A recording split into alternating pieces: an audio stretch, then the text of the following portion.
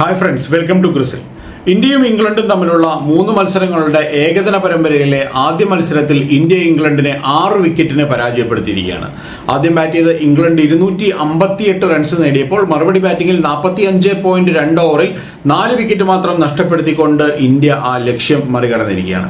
നമുക്കറിയാം, കഴിഞ്ഞ കുറച്ച് ദിവസങ്ങളായി ഇന്ത്യ മത്സരങ്ങൾ തോൽക്കുന്നതാണ് സ്ഥിരമായി നമ്മൾ കണ്ടുകൊണ്ടിരിക്കുന്നത്.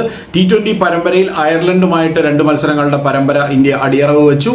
അതിനുശേഷം ഇംഗ്ലണ്ടിലേക്ക് വന്നപ്പോൾ 4-0 പരാജയമാണ് ഇന്ത്യ ഏറ്റുവാങ്ങിയത്. എന്നാൽ ഏകദിന മത്സരങ്ങളിലേക്ക് വന്നപ്പോൾ ഇന്ത്യയുടെ ചേട്ടന്മാരെല്ലാവരും തന്നെ തിരിച്ചു വന്നിരിക്കുകയാണ്. രോഹിത് ശർമ്മയും വിരാട് കോഹ്ലിയും ജസ്പ്രീത് ബുംറയും ശുഭ്മാൻ ഗില്ലും അടങ്ങുന്ന മികച്ച താരങ്ങൾ എല്ലാവരും തന്നെ ഇന്ത്യൻ നിരയിലേക്ക് മടങ്ങി വന്നിരിക്കുന്നു. അതിനൊത്ത ഒരു പ്രകടനം കാഴ്ചവെക്കാനായിട്ട് ആദ്യ മത്സരത്തിൽ തന്നെ ഇന്ത്യക്ക് സാധിക്കുകയും ചെയ്തു. ഏതായാലും ഈ മത്സരം നടന്നത് ബർമിംഗ്ഹാമിലാണ്. ബർമിംഗ്ഹാമിലെ പിച്ചിന്റെ ഒരു കണ്ടീഷൻ എന്ന് പറയുന്നത് നല്ല പോലെ കുത്തി ഉയരുന്ന ഒരു പിച്ചാണ്. അതായത് ഹാർഡ് ലെങ്ത്തിൽ അടിച്ചെറിയുകയാണെങ്കിൽ നല്ല എക്സ്ട്രാ ഓർഡിനറി ആയിട്ടുള്ള ബൗൺസ് കിട്ടുന്ന പിച്ചാണ് ഇവിടത്തേത് എന്നുള്ളതാണ് ഇവിടുത്തെ പ്രത്യേകത എന്ന് പറയുന്നത്. ഏതായാലും ടോസ് ജയിച്ച ഇംഗ്ലണ്ട് ആദ്യം തന്നെ ബാറ്റ് ചെയ്യാനായിട്ട് തീരുമാനിക്കുകയായിരുന്നു. ഇന്ത്യയെ സംബന്ധിച്ചിടത്തോളം ടോസ് ജയിക്കുകയാണെങ്കിൽ ഇന്ത്യ ബൗൾ ചെയ്യാനായിട്ടാണ് തീരുമാനിച്ചത് എന്നുള്ളതാണ് ശുഭ്മാൻ ഗില്ല് പറഞ്ഞത്. ഏതായാലും മത്സരത്തിന്റെ തുടക്കത്തിലേക്ക് വരുമ്പോൾ ആദ്യം തന്നെ ജേക്കബ് ബദലിനെ അവർക്ക് നഷ്ടപ്പെട്ടു. ആദ്യം തന്നെ എന്ന് പറയുമ്പോൾ ഏകദേശം ഒരു 60 റൺസോളം കൂട്ടുകെട്ടുണ്ടാക്കാനായിട്ട് ജേക്കബ് ബദലിനും ഡക്കറ്റിനും സാധിക്കുന്നുണ്ടായിരുന്നു. പക്ഷെ ഒരു കൺവിൻസിംഗ് ആയിട്ടുള്ള ഒരു ബാറ്റിംഗ് പ്രകടനമായിരുന്നു രണ്ടുപേരുടെയും എന്ന് ചോദിച്ചാൽ അത്രത്തോളം ഒരു കൺവിൻസിംഗ് ആയിട്ടുള്ള ബാറ്റിംഗ് പ്രകടനം ആയിരുന്നില്ല എന്ന് വേണം പറയാനായിട്ട്. കാരണം ജസ്പ്രീത് ബുംറ തിരിച്ചു വന്നതോടുകൂടി ഇന്ത്യൻ പേസ് അറ്റാക്കിന് ഒരു മൂർച്ച വന്നിരിക്കുന്നു. ജസ്പ്രീത് ബുംറ വരുമ്പോൾ ഒരു എക്സ്പീരിയൻസ്ഡ് ആയിട്ടുള്ള താരമാണ് ഇന്ത്യൻ നിരയിലേക്ക് വരുന്നത്. ഒരു ബൗളിംഗ് നിരയുടെ ചുക്കാൻ പിടിക്കാൻ പറ്റുന്ന രീതിയിലുള്ള ഒരു മികച്ച ബൗളർ ആ ഒരു നിരയിലുണ്ടെങ്കിൽ എപ്പോഴും ആ ബൗളിംഗിൽ ഒരു വ്യത്യാസം കാണാൻ സാധിക്കുമെന്നുള്ള കാര്യത്തിൽ യാതൊരു സംശയവുമില്ല. ഇൻഎക്സ്പീരിയൻസ്ഡ് ആയിട്ടുള്ള ബൗളിംഗ് അറ്റാക്കുമായിട്ട് കളിക്കുന്നത് പോലെയല്ല ഒരു എക്സ്പീരിയൻസ്ഡ് ആയിട്ടുള്ള ഒരു ബൗളർ മുന്നിൽ നിന്ന് നയിക്കുമ്പോൾ. ജസ്പ്രീത് ബുംറയെ പറ്റി പറയുമ്പോൾ നമുക്കറിയാം, ലോകത്തിലെ തന്നെ ഏറ്റവും മികച്ച ബൗളർ ആണ് എന്നുള്ള കാര്യത്തിൽ യാതൊരു സംശയവുമില്ല.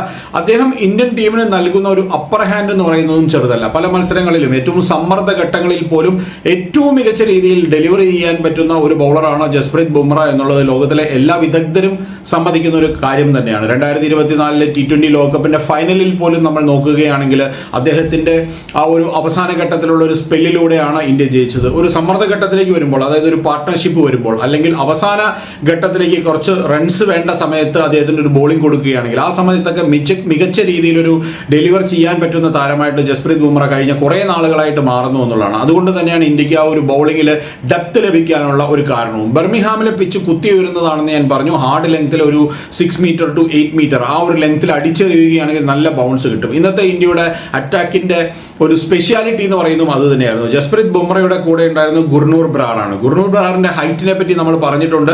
6.5 അദ്ദേഹത്തിന്റെ ഹൈറ്റ് എന്ന് പറയുന്നത്. അതുപോലെ തന്നെ പ്രസിദ്ധ് കൃഷ്ണയും നല്ല ഹൈറ്റുള്ള ബോളറാണ്, മുകളിൽ നിന്ന് അടിച്ചെറിയുന്ന ഒരു ബോളറാണ്. ഇങ്ങനെയുള്ള പിച്ചുകളിൽ അദ്ദേഹം നാശം വിതയ്ക്കാനുള്ള എല്ലാ സാധ്യതയുമുണ്ട്. ഇങ്ങനെയുള്ള ഒരു പിച്ചാണ് പലപ്പോഴും ഒരു റെഡ് സോയിൽ പിച്ചാണ് അഹമ്മദാബാദിലെ നരേന്ദ്രമോദി സ്റ്റേഡിയത്തിൽ. അതുകൊണ്ട് തന്നെ ഗുജറാത്ത് ടൈറ്റൻസിന് പലപ്പോഴും നല്ല പ്രകടനങ്ങൾ കാഴ്ചവെക്കാനായിട്ട് പ്രസിദ്ധ് കൃഷ്ണയ്ക്ക് സാധിക്കാറുമുണ്ട്. ഏതായാലും ആ 3 പേസർമാരുടെയും മികച്ച ബൗളിംഗ് പ്രകടനം എന്ന് തന്നെ പറയണം. കാരണം നല്ല രീതിയിൽ ഡെലിവറി ചെയ്യാനായിട്ട് അവർക്ക് സാധിക്കുന്നുണ്ടായിരുന്നു. പ്രസിദ്ധ് കൃഷ്ണ എപ്പോഴത്തെയും പോലെ ഒരു വിക്കറ്റ് ടേക്കിംഗ് ബോളറാണ് അദ്ദേഹം. അതുകൊണ്ട് തന്നെ അദ്ദേഹത്തിന് ആ ഒരു ലെവലിലേക്ക് വരാനായിട്ട് സാധിക്കുന്നു. ജസ്പ്രീത് ബുംറയുടെ കാര്യം നമ്മൾ പറഞ്ഞു. ഗുർനൂർ ബ്രാർ ഈ ഒരു മത്സരത്തിൽ കുറച്ച് റൺസ് വഴങ്ങിയെങ്കിലും നല്ല രീതിയിലുള്ള ഒരു ബൗളിംഗ് പ്രകടനം കാഴ്ചവെക്കാൻ അദ്ദേഹത്തിനും സാധിക്കുന്നുണ്ടായിരുന്നു. ഏതായാലും സ്പിൻ ഓൾറൗണ്ടർമാരുമായിട്ടാണ് ഇന്ത്യ ഇറങ്ങിയത്. 2 സ്പിൻ ഓൾറൗണ്ടർമാരായിരുന്നു. ഒന്ന് അക്ഷർ പട്ടേലും മറ്റൊന്ന് വാഷിംഗ്ടൺ സുന്ദറും. അവരുടെയും ബോളിംഗ് തെറ്റില്ലാത്ത രീതിയിലായിരുന്നു. ശിവം ദുബെയെ കൊണ്ട് ഒരു 4ാമത്തെ ഒരു മീഡിയം പേസ് ബൗളർ എന്നുള്ള രീതിയിൽ അദ്ദേഹത്തിന് ഇൻട്രൊഡ്യൂസ് ചെയ്തപ്പോൾ അദ്ദേഹത്തിനും ഒരു നല്ല വിക്കറ്റ് നേടാനായിട്ട് സാധിച്ചു. പക്ഷേ ഈ ബോളിംഗ് നിരയൊക്കെ പറ്റി പറയുമ്പോൾ നമ്മൾ എടുത്തു പറയേണ്ട ഒരു കാര്യം എന്ന് പറയുന്നത് ഇന്നത്തെ ഇന്ത്യയുടെ ക്യാച്ചിങ് തന്നെയായിരുന്നു. ഇന്നത്തെ ഇന്ത്യയുടെ ക്യാച്ചിങ്ങിൽ ഒരു അവസരം മാത്രമാണ്, അത്ര എന്താ പറയുക, ഒരു ഈസി ആയിട്ടുള്ള അവസരം എന്ന് പറയാൻ സാധിക്കില്ല. പക്ഷേ ആ ഒരു അവസരമാണ് നഷ്ടപ്പെട്ടത്. അത് ജോ റൂട്ടിൻ്റെതായിരുന്നു. അതിന് ഇന്ത്യ വില കൊടുക്കേണ്ടി വരികയും ചെയ്തു. അത് ശിവം ദുബെയുടെ ബോളിംഗിൽ അദ്ദേഹത്തിന്റെ കൈകളിൽ നിന്ന് തന്നെ വഴുതിപ്പോയ ഒരു ക്യാച്ചായിരുന്നു. അതല്ലാതെ നമ്മൾ നോക്കിക്കഴിഞ്ഞാൽ മികച്ച കുറെ ക്യാച്ചുകൾ എടുക്കാനായിട്ട് ഇന്ത്യൻ ഫീൽഡർമാർക്ക് സാധിച്ചു എന്നുള്ളതാണ്. അതിൽ ജസ്പ്രീത് ബുംറ എടുത്ത ഒരു ക്യാച്ച് വളരെ മികച്ച ഒരു ക്യാച്ചായിരുന്നു. അത് നല്ല രീതിയിൽ ബൗണ്ടറി ലൈനിൽ കൈപ്പിടിയിൽ ഒതുക്കാനായിട്ട് അദ്ദേഹത്തിന് സാധിച്ചു. അതിനുശേഷം KL രാഹുൽ എടുത്ത മനോഹരമായിട്ടുള്ള ഒരു ക്യാച്ച്, അതും വളരെ നല്ലൊരു ക്യാച്ചായിരുന്നു KL രാഹുലിൻ്റെത്. ഒരു കുറച്ചൊന്ന് ഡിഫിക്കൽട്ട് ആയിട്ടുള്ള ക്യാച്ചായിരുന്നു. പക്ഷേ വളരെ ഈസി ആയിട്ട് അത് കൈപ്പിടിയിൽ ഒതുക്കാനായിട്ട് KL രാഹുലിന് സാധിക്കുകയും ചെയ്തു. സ്ലിപ്പിൽ അതിനുശേഷം രോഹിത് ശർമ്മ എടുത്ത ക്യാച്ചും എല്ലാ ക്യാച്ചുകളും മികച്ചതായിരുന്നു. അതിൽ ഫീൽഡിങ്ങിൽ മികച്ചു നിൽക്കാനായിട്ട് ഇന്ത്യക്ക് സാധിച്ചു. അവിടെയും ഞാൻ ജസ്പ്രീത് ബുംറയുടെ കാര്യം പറഞ്ഞതുപോലെ ഇന്ത്യയുടെ ഫീൽഡിങ്ങിലേക്ക് വരുമ്പോൾ അവിടെ വിരാട് കോഹ്ലി മുന്നിൽ നിന്ന് നയിക്കുന്നു എന്നുള്ളതാണ്. ഇനീഷ്യൽ ഘട്ടത്തിൽ തൊട്ട് ആ ഒരു കവറിൽ ഫീൽഡ് ചെയ്യുന്ന വിരാട് കോഹ്ലിയുടെ ഒരു പ്രസൻസ് നമുക്ക് നല്ലപോലെ ഫീൽ ചെയ്യുന്നുണ്ടായിരുന്നു. പല ബോളുകളും അദ്ദേഹം ഒറ്റക്കൈ കൊണ്ട് തടുത്തിടുന്നതും അല്ലെങ്കിൽ ആ ഒരു ഫീൽഡിൽ ഒരു എനർജി സൃഷ്ടിക്കാനായിട്ട് അദ്ദേഹത്തിന് സാധിക്കുന്നു എന്നുള്ളത് ഒരു വലിയ കാര്യം തന്നെയാണ്. അതൊക്കെ കൂടിച്ചേരുമ്പോഴാണ് ഒരു ടീമിന്റെ വൈബിൽ വലിയ വ്യത്യാസമുണ്ട് എന്ന് പറയാനായിട്ട് നമുക്ക് സാധിക്കുന്നത്. ഏതായാലും ഇംഗ്ലണ്ടിന്റെ ബാറ്റിംഗ് നിരയിലേക്ക് വരുമ്പോൾ അവരുടെ ബാറ്റിംഗ് നിരയിൽ വലിയ വ്യത്യാസങ്ങളില്ല. T20 ക്രിക്കറ്റിൽ കളിച്ച കൂടുതൽ താരങ്ങളും ഈ ഒരു മത്സരത്തിനുമുണ്ട്. അവിടെ വന്നിരിക്കുന്നത് ജോ റൂട്ട് മാത്രമാണ്. അദ്ദേഹമാണ് ഈ T20യിൽ നിന്ന് വ്യത്യസ്തമായിട്ട് വൺ ഡേ ക്രിക്കറ്റിൽ കളിക്കുന്ന ഒരു താരം എന്ന് പറയുന്നത്. പക്ഷേ ഒരു ഘട്ടത്തിൽ നല്ലൊരു പൊസിഷനിൽ നിന്ന് 60 റൺസ് എന്ന് പറയുന്ന ഒരു കൺവിൻസിംഗ് അല്ലായിരുന്നു എന്ന് ഞാൻ പറഞ്ഞു. ആ ഒരു ഘട്ടത്തിലാണ് 61 റൺസിലാണ് അവർക്ക് ആദ്യത്തെ വിക്കറ്റ് നഷ്ടപ്പെടുന്നത്. അതിനുശേഷം 80 റൺസ് ആകുമ്പോഴേക്കും 5 വിക്കറ്റ് നഷ്ടപ്പെട്ട് ഇംഗ്ലണ്ട് കൂപ്പുകുത്തി എന്നുള്ളതാണ്. ഇങ്ങനെ ഒരു പിച്ചിൽ അതുപോലെയുള്ള ഒരു പ്രകടനം എന്ന് പറയുന്നത് 80 റൺസിന് 5 വിക്കറ്റ് എന്ന് പറയുന്ന ഒരു പ്രകടനം. അതിനുശേഷം വിൽ ജാക്സിന്റെ വിക്കറ്റും കൂടെ നഷ്ടപ്പെട്ടപ്പോൾ 107 റൺസിന് 6 വിക്കറ്റ് എന്ന നിലയിലേക്ക് അവർ വലിയൊരു കൂപ്പുകുത്തലാണ് സംഭവിച്ചത്. പക്ഷെ അതിനുശേഷം മികച്ച ഒരു പാർട്ട്ണർഷിപ്പ് ഉണ്ടാക്കാനായിട്ട് ജോ റൂട്ടിനും ഡോസനും കഴിഞ്ഞു എന്നുള്ളതാണ്. ജോ റൂട്ടിന്റെ ക്യാച്ച് അപ്പോഴാണ് ശിവം ദുബൈയുടെ കയ്യിൽ നിന്ന് നഷ്ടപ്പെടുന്നത്. അതിനുശേഷം 228 റൺസ് വരെ ആ പാർട്ട്ണർഷിപ്പ് കൊണ്ടുപോകാനായിട്ട് അവർക്ക് സാധിച്ചു. രണ്ടുപേരും അർദ്ധ സെഞ്ചുറി നേടി മികച്ച ബാറ്റിംഗ് പ്രകടനമാണ് കാഴ്ചവെച്ചത്. ആ ഒരു മിഡിൽ ഫേസിലെ ഇന്ത്യൻ ബൗളർമാരെ നല്ലപോലെ കൈകാര്യം ചെയ്യാനായിട്ട് രണ്ടുപേർക്കും സാധിക്കുന്നുണ്ടായിരുന്നു. പക്ഷേ ആ ഇനീഷ്യൽ ഘട്ടത്തിൽ 5 വിക്കറ്റ് നഷ്ടപ്പെട്ടതിന്റെ ഒരു ആഘാതത്തിൽ നിന്ന് തിരിച്ചു വരുവാൻ സാധിച്ചുവെങ്കിലും അതൊരു നല്ല ഫിനിഷിലേക്ക് കൊണ്ടുപോകാനായിട്ട് അവർക്ക് സാധിച്ചില്ല. കാരണം 228-ന് 7ാമത്തെ വിക്കറ്റ് നഷ്ടപ്പെട്ടതിന് ശേഷം പിന്നെ വെറും 30 റൺസ് കൂടെ ചേർക്കുന്നതിനിടയിൽ അവർ ഓൾ ഔട്ട് ആകുകയായിരുന്നു. 258 റൺസ് എന്ന് പറയുന്നത് അത്ര മികച്ചൊരു സ്കോറായിട്ട് കാണാൻ സാധിക്കില്ല.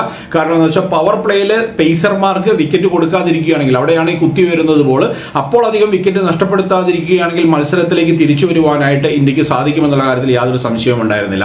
നമ്മൾ ഈ ഇംഗ്ലണ്ടിലെ കണ്ടീഷൻസിലേക്ക് വന്നപ്പോൾ T20 ക്രിക്കറ്റിൽ എപ്പോഴും പറഞ്ഞിരുന്ന ഒരു പ്രധാനപ്പെട്ട കാര്യം എന്ന് പറയുന്നത് ഷോർട്ട് പിച്ച് ഡെലിവറികളെ എങ്ങനെയാണ് ഇന്ത്യൻ ബാറ്റർമാർ കൈകാര്യം ചെയ്യാൻ പോകുന്നത് എന്നുള്ളതനുസരിച്ചിട്ടായിരിക്കും ഇന്ത്യയുടെ വിജയം എന്നുള്ളത്. ഇന്ത്യയുടെ T20 സെറ്റപ്പിലുള്ള ആ ടോപ്പ് ഓർഡറിൽ വരുന്ന ബാറ്റർമാർക്ക് ഇംഗ്ലണ്ടിന്റെ പേസർമാരെ അത്ര നല്ല രീതിയിൽ കൈകാര്യം ചെയ്യാനായിട്ട് സാധിച്ചിരുന്നില്ല. അതിനാണ് നമ്മൾ വലിയ വില കൊടുക്കേണ്ടി വന്നത്. ഞാൻ പറഞ്ഞു 5 മത്സരങ്ങളിൽ ഏകദേശം 14 പ്രാവശ്യമാണ് ഇന്ത്യൻ ബാറ്റർമാർ ഷോർട്ട് പിച്ച് ഡെലിവറികളിൽ ഔട്ടായത് എന്നുള്ളത്. പക്ഷേ ഈ ഒരു ഏകദിന സെറ്റപ്പിലേക്ക് വരുമ്പോൾ ഇന്ത്യയുടെ ബാറ്റർമാരിൽ വലിയ മാറ്റങ്ങൾ സംഭവിച്ചിരിക്കുന്നു. ആ T20 ക്രിക്കറ്റിലുള്ള ബാറ്റർമാരെ അല്ല ഇവിടെയുള്ളത്, എക്സ്പീരിയൻസ്ഡ് ആയിട്ടുള്ള താരങ്ങളാണ്. ഒപ്പം തന്നെ ഷോർട്ട് പിച്ച് ഡെലിവറികളെ വളരെ മനോഹരമായിട്ട് കൈകാര്യം ചെയ്യാൻ പറ്റുന്ന ബാറ്റർമാരാണ് ഇന്ത്യയുടെ ടോപ്പ് ഓർഡറിലുള്ള എല്ലാവരും തന്നെ എന്ന് പറയേണ്ടിയിരിക്കുന്നു. കാരണം ശുഭ്മാൻ ഗില്ലും രോഹിത് ശർമ്മയും ഷോർട്ട് പിച്ച് ഡെലിവറികളെ വളരെ നല്ല രീതിയിൽ കൈകാര്യം ചെയ്യുന്ന ബാറ്റർമാരാണ്. വൺ ഡൗൺ വരുന്ന വിരാട് കോഹ്ലിക്കും അതുപോലെ തന്നെ ഷോർട്ട് പിച്ച് ഡെലിവറികളെ കൈകാര്യം ചെയ്യുന്നതിൽ ഒരു പ്രത്യേക കരുത്ത് തന്നെ ഉണ്ട് എന്നുള്ളതാണ്. രോഹിത് ശർമ്മയ്ക്കും വിരാട് കോഹ്ലിക്കും വലിയ പെർഫോമൻസുകൾ കാഴ്ചവെക്കാനായിട്ട് സാധിച്ചില്ല. ആദ്യം തന്നെ 2 വിക്കറ്റുകൾ നഷ്ടപ്പെട്ടെങ്കിലും ശുഭ്മാൻ ഗില്ലിന്റെ ഒരു ഒറ്റയാൾ ബാറ്റിംഗ് പ്രകടനമായിരുന്നു. ഒരു സൈഡിൽ വളരെ ഈസി ആയിട്ട്, ഇത്രയും ആളുകൾ കളിച്ച ഒരു പിച്ചേ അല്ല എന്ന് തോന്നിപ്പിക്കുന്ന വിധത്തിലായിരുന്നു അദ്ദേഹത്തിന്റെ ഒരു ബാറ്റിംഗ് പ്രകടനം. ശുഭ്മാൻ ഗില്ലിന്റെ ബാറ്റിംഗ് കാണുമ്പോൾ അതൊരു വേറെ ക്ലാസ് ആണെന്ന് നമുക്ക് എപ്പോഴും തോന്നാറുണ്ട്. ഇതുപോലെയുള്ള മത്സരങ്ങളിലേക്ക് വരുമ്പോൾ അദ്ദേഹം ബാറ്റ് ചെയ്യുന്ന അദ്ദേഹത്തിന്റെ ഒരു പുൾ ഷോട്ടുകളൊക്കെ കളിക്കുന്നത് കാണുമ്പോൾ ഇതുപോലെ കുത്തിയിരുന്ന ബോളുകളെ പോലും വളരെ അനായാസമായിട്ടുള്ള രീതിയിലാണ് ശുഭ്മാൻ ഗിൽ അദ്ദേഹത്തിന്റെ പുൾ ഷോട്ടുകൾ വെച്ച് കൈകാര്യം ചെയ്യുന്നത്. അവിടെയാണ് എപ്പോഴും നമ്മൾ ഈ ടെക്നിക്കിനെ പറ്റി പറയുന്നത്. ടെക്നിക്കലി സൗണ്ട് ആയിട്ടുള്ള ബാറ്റർമാരാണെങ്കിൽ ഇതുപോലെയുള്ള പിച്ചുകളിൽ നല്ല പ്രകടനങ്ങൾ കാഴ്ചവെക്കാൻ അവർക്ക് സാധിക്കും. അതിനുള്ള ഏറ്റവും വലിയ തെളിവാണ് ഇന്നത്തെ ശുഭ്മാൻ ഗില്ലിന്റെ ഒരു ബാറ്റിംഗ് പ്രകടനം എന്ന് പറയുന്നത്. അതുപോലെ തന്നെ നല്ലൊരു സപ്പോർട്ട് കൊടുക്കാനായിട്ട് 2 വിക്കറ്റ് പോയതിനു ശേഷം ശ്രേയസ് അയ്യർക്ക് സാധിക്കുന്നുണ്ടായിരുന്നു. ശുഭ്മാൻ ഗിൽ ഒരു പേശി വലിവ് മൂലമാണ് അതിനുശേഷം കയറിപ്പോയത്. അപ്പോഴേക്കും നല്ലൊരു സ്റ്റേജിലേക്ക് 149 റൺസിന് 2 വിക്കറ്റ് എന്ന് പറയുന്ന നല്ല വളരെ സ്ട്രോങ് ആയിട്ടുള്ള ഒരു പൊസിഷനിൽ നിൽക്കുമ്പോഴാണ് അദ്ദേഹത്തിന് ഒരു ഇഞ്ചുറി പറ്റുന്നത്. 80 റൺസാണ് അപ്പോൾ അദ്ദേഹം നേടിയിരുന്നത്. ഒരു സെഞ്ചുറി ഡെഫിനറ്റ് ആയിട്ട് നേടുമെന്ന് നമ്മൾ കരുതിയിരുന്ന സമയത്താണ് അദ്ദേഹത്തിന് ഒരു പേശി വലിവ് മൂലം അകത്തേക്ക് കയറി പോകേണ്ടി വന്നത്. ഇങ്ങനെയുള്ള സന്ദർഭങ്ങളിൽ ഇങ്ങനെ ഒരു വിക്കറ്റ് നഷ്ടപ്പെടുന്നു, ഒരു പാർട്ട്ണർഷിപ്പ് വരുന്നതിനിടയിൽ അനാവശ്യമായിട്ട് ഒരു വിക്കറ്റ് നഷ്ടപ്പെടുന്നു, അല്ലെങ്കിൽ ഇങ്ങനെ എന്തെങ്കിലും ഒരു ഇഞ്ചുറി സംഭവിക്കുമ്പോൾ ഒരു ബാറ്റർ കയറി പോകുന്നു, അപ്പോൾ ആ ഒരു കളിയുടെ മൊമെന്റത്തിനെ തന്നെ അത് ബാധിക്കാനുള്ള സാധ്യതയുണ്ട്. ആ ഒരു റിതം ബാറ്റിംഗിൽ നഷ്ടപ്പെടാനുള്ള സാധ്യത ഉണ്ടെന്ന് എപ്പോഴും പറയാറുണ്ട്. അത് തന്നെയാണ് ഇന്ന് സംഭവിച്ചത്. അദ്ദേഹം കയറിപ്പോയി, ഉടനെ തന്നെ ശ്രേയസ് അയ്യർ റൺഔട്ടായി. ശ്രേയസ് അയ്യരുടെ റൺഔട്ടിന് നമുക്ക് ശ്രേയസ് അയ്യരെ മാത്രമേ കുറ്റം പറയാനായിട്ട് സാധിക്കുകയുള്ളൂ. കാരണം ക്രിക്കറ്റിൽ ഏറ്റവും ബേസിക് ആയിട്ട് പറയുന്ന ഒരു കാര്യം, കുട്ടികളെ ക്രിക്കറ്റ് പഠിപ്പിക്കുമ്പോൾ ഏറ്റവും ബേസിക് ആയിട്ട് പറയുന്ന കാര്യം എന്ന് പറയുമ്പോൾ റൺ ഓടുന്ന സമയത്ത് ബോളിലേക്ക് ഒരിക്കലും നോക്കരുത് എന്നുള്ളതാണ്. ഇവിടെ നമ്മൾ നോക്കിക്കഴിഞ്ഞാൽ നോൺ സ്ട്രൈക്കർ എൻഡിൽ നിന്നിരുന്ന ശ്രേയസ് അയ്യർ സ്ട്രൈക്കേഴ്സ് എൻഡിലേക്ക് ഓടുന്ന സമയത്ത് തിരിഞ്ഞ് നോക്കിക്കൊണ്ടാണ് ഓടിക്കൊണ്ടിരുന്നത്. ബോളിലേക്ക് തിരിഞ്ഞു നോക്കിക്കൊണ്ട് ഓടുമ്പോൾ നമ്മുടെ സ്പീഡ് കുറയും, നമുക്ക് ആ ഒരു ദിശ നഷ്ടപ്പെടും. നമ്മൾ ആ ഒരു റൺഔട്ടിനെ കുറച്ച് ക്ലോസ് ആയിട്ട് പരിശോധിക്കുകയാണെങ്കിൽ ഒരു പിച്ചിന്റെ ഒരു സൈഡിൽ നിന്ന് മറ്റേ സൈഡിലേക്ക് ഒന്ന് വളഞ്ഞോടാനാണ് അദ്ദേഹം ശ്രമിക്കുന്നത്. ആ ഒരു സമയത്താണ് ഈ ബോൾ വന്ന് വിക്കറ്റിൽ കൊള്ളുന്നത്. ഒരിക്കലും അങ്ങനെ ബോൾ നോക്കി ഓടരുത് എന്നാണ് പറയാറുള്ളത്. പക്ഷെ അത് അദ്ദേഹം തെറ്റിച്ചിരിക്കുകയാണ്. വളരെ ബേസിക് ആയിട്ടുള്ള ഒരു കാര്യത്തിലാണ് അല്ലെങ്കിൽ ഒരു മിസ്റ്റേക്കിലാണ് അദ്ദേഹത്തിന് വിക്കറ്റ് നഷ്ടപ്പെട്ടത്. KL രാഹുലിന്റെ വിക്കറ്റ് ഉടനെ തന്നെ പ്ലേഡ് ഓൺ ആവുകയും ചെയ്തതോടെ ഇന്ത്യ ബാക്ക് ഫുട്ടിലേക്ക് തള്ളിയിടപ്പെടുകയായിരുന്നു. കാരണം 160 റൺസ് ആയപ്പോഴേക്കും ഇന്ത്യയുടെ ആ ഒരു 4 വിക്കറ്റുകൾ നഷ്ടപ്പെട്ടിരുന്നു. ഏകദേശം ഒരു 100 റൺസ് വേണ്ട സമയം ശുഭ്മാൻ ഗിൽ പേശി വലിവ് മൂലം കയറിപ്പോയി എന്നുള്ളതാണ്. ഇനിയുള്ളത് 2 ഓൾറൗണ്ടർമാരാണ്, അക്ഷർ പട്ടേലും അതുപോലെ തന്നെ വാഷിംഗ്ടൺ സുന്ദറും. പിന്നെ ശിവം ദുബെയാണ് ഒരു സ്പെഷ്യലിസ്റ്റ് ബാറ്ററായിട്ടുള്ളത്. പിന്നെ വരുന്നതെല്ലാം ബൗളർമാരാണ് എന്നുള്ളതാണ്. അപ്പോഴും ഇന്ത്യ ഒരു സ്ട്രഗിളിലേക്ക് പോവുകയാണോ, ഇന്ത്യ കുറച്ചൊരു മോശം ഇതിലേക്ക് പോവുകയാണോ എന്ന് തോന്നിപ്പിക്കുന്ന നിമിഷത്തിലാണ് 2 ഓൾറൗണ്ടർമാരുടെയും മികച്ച ഒരു ബാറ്റിംഗ് പ്രകടനം പുറത്തേക്ക് വന്നത്. എസ്പെഷ്യലി നമ്മൾ നോക്കിക്കഴിഞ്ഞാൽ അക്ഷർ പട്ടേലിൻ്റെ വളരെ ഈസി ആയിട്ട് ഇതിനെ കൗണ്ടർ ചെയ്യാനായിട്ട്, ഈ ഷോർട്ട് പിച്ച് ഡെലിവറികളെയൊക്കെ കൗണ്ടർ ചെയ്യാനായിട്ട് അദ്ദേഹത്തിന് സാധിച്ചു. വളരെ ഈസി ആയിട്ടുള്ള ഒരു ബാറ്റിംഗ് പ്രകടനമായിരുന്നു. അതുപോലെ നല്ല റെസ്പോൺസിബിലിറ്റി എടുത്തുകൊണ്ടിട്ടാണ് വാഷിംഗ്ടൺ സുന്ദർ ഈ ഒരു മത്സരത്തിൽ അദ്ദേഹത്തിന്റെ ബാറ്റിംഗ് പ്രകടനം കാഴ്ചവെച്ചത്. രണ്ടുപേരും അർദ്ധ സെഞ്ചുറി നേടി പുറത്താവാതെ നിൽക്കുകയും ചെയ്തു. ആ ഒരു പ്രകടനം ഏകദേശം 102 റൺസിന്റെ ഒരു കൂട്ടുകെട്ടാണ് അവർ ഉണ്ടാക്കിയത്. ആ ഒരു സമയത്ത് ഇന്ത്യ മത്സരത്തിലേക്ക് തിരിച്ചു വരികയും നല്ലൊരു ബാറ്റിംഗിലൂടെ ആ മത്സരം വിജയിപ്പിക്കാനായിട്ട് ഇന്ത്യക്ക് സാധിക്കുകയും ചെയ്തു എന്നുള്ളതാണ്. Hats off to Akshar Patel and Washington Sundar. അത്ര നല്ലൊരു ബാറ്റിംഗ് പ്രകടനമായിരുന്നു അവസാന ഘട്ടത്തിൽ അവർ പുറത്തെടുത്തത്. പക്ഷെ നമ്മൾ ഇംഗ്ലണ്ടിന്റെ ബൗളിംഗ് നിരയിലേക്ക് വരുമ്പോൾ അവിടെ ജോഫ്ര ആർച്ചറിന്റെയും അതുപോലെ തന്നെ ജോഷ് ടങ്ങിന്റെയും ഈ 2 പേസർമാരാണ് അവരുടെ നിരയിലുള്ള. രണ്ടുപേരും ഇന്ത്യയുടെ പേസർമാരെ പോലെ തന്നെ നല്ല ടോൾ ആയിട്ടുള്ള പേസർമാരാണ്. പക്ഷെ എനിക്ക് തോന്നുന്നത് അവിടെ മൂന്നാമത്തെ ഒരു പേസറായിട്ടുള്ളത് സാം കറൻ ആണ്. സാം കറൻ ആ ടീമിൽ ഒരു ഓൾറൗണ്ടർ ആയിട്ടാണ് കളിക്കുന്നത്. അവിടെ വീണ്ടും ഒരു പേസർ കൂടെ ഉണ്ടാവേണ്ടതായിരുന്നില്ലേ? ഇങ്ങനെ ഒരു പിച്ചിൽ, അതായത് ഒരു ഹാർഡ് ലെങ്ത്തിൽ അടിച്ചെറിയുമ്പോൾ അവിടെ നിന്ന് കുത്തി വരുന്ന പിച്ചിൽ ബോൾ ചെയ്യാൻ പറ്റുന്ന ഒരു പേസർ കൂടെ ആ ടീമിൽ ഉണ്ടായിരുന്നെങ്കിൽ കുറച്ചും കൂടെ ഇന്ത്യനെ ബുദ്ധിമുട്ടിപ്പിക്കാനായിട്ട് അവർക്ക് സാധിച്ചേനെ. പക്ഷെ അങ്ങനെ ഒരു പേസർ ഇല്ലാതിരുന്നത് കൊണ്ട് തന്നെ ആ മത്സരം വളരെ ഈസി ആയിട്ട് കൈക്കലാക്കാനായിട്ട് ഇന്ത്യക്ക് സാധിച്ചിരിക്കുകയാണ്. ഏതായാലും 3 മത്സരങ്ങളുടെ ഏകദിന പരമ്പരയാണ്. ആദ്യ മത്സരം ഇന്ത്യ ജയിച്ചിരിക്കുന്നു. ഇനി മറ്റന്നാളാണ് രണ്ടാമത്തെ മത്സരം നടക്കാനായിട്ട് പോകുന്നത്. അതിനുശേഷം 19-ാം തീയതി മൂന്നാമത്തെ മത്സരമാണ് നടക്കാൻ പോകുന്നത്. ഇന്ത്യ ഒരുപാട് ഏകദിന മത്സരങ്ങളാണ് കളിക്കാനായിട്ട് പോകുന്നത്. കാരണം 2027 വരാൻ പോകുന്നത് ഏകദിന ലോകകപ്പാണ്. അതിനു മുമ്പ് ടീമിനെ കറക്റ്റായിട്ട് സെറ്റ് ചെയ്യേണ്ടതായിട്ടുണ്ട്. ഇന്നത്തെ മത്സരത്തിൽ ഇന്ത്യയുടെ ഭാഗത്തേക്ക് നമ്മൾ നോക്കുമ്പോൾ ആകെയുള്ള ചെറിയ ഒരു സങ്കടം എന്ന് പറയുന്നത് വിരാട് കോഹ്ലിക്കും രോഹിത് ശർമ്മയ്ക്കും റൺസ് നേടാനായിട്ട് സാധിച്ചില്ല എന്നുള്ളതാണ്. പക്ഷേ രണ്ടുപേരും എക്സ്പീരിയൻസ്ഡ് ആയിട്ടുള്ള താരങ്ങളാണ്. എപ്പോൾ വേണമെങ്കിലും ഫോമിലേക്ക് തിരിച്ചെത്താൻ പറ്റുന്ന താരങ്ങളാണ് എന്നുള്ള കാര്യത്തിൽ യാതൊരു സംശയവുമില്ല. ഏതായാലും ഈ പരമ്പര ഇന്ത്യക്ക് നേടാൻ സാധിക്കട്ടെ എന്ന് ആശംസിച്ചുകൊണ്ട് നിർത്തുകയാണ്. മറ്റു വീഡിയോ ആയിട്ട് വീണ്ടും കാണാം. ബൈ.